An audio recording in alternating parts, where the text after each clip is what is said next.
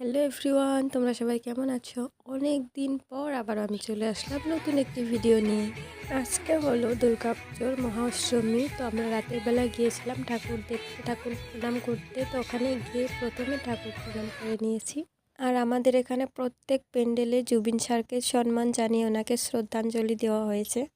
তারপর এখন আমরা এসেছি মেলার ভিতরে, একটু ঘুরেই তারপর আমরা চলে গেছি মোমো খেতে। মোমো খেয়ে বেরিয়ে এসে আমাদের এখানে আরেক জায়গায় পুজো হচ্ছিল, তো ওখানে চলে এসেছি।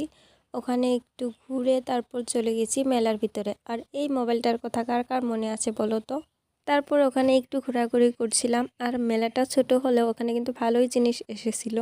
তো ছোট বাচ্চাদের খেলার ট্রেন, তারপর ব্রেক ডান্স, আরও অনেক কিছুই ছিল। তো ওইসবই একটু দেখছিলাম। তারপর মেলা থেকে বেরিয়ে একটু সামনের দিকে এসেছি। এসে এখানে দেখি একটা ছেলে গান করছিল। জুবিন তার খুব ভালো একটা গান করেছে। গান শুনে আমরা বাড়ি চলে এসেছি একটা পান আর বেলুন নিয়ে।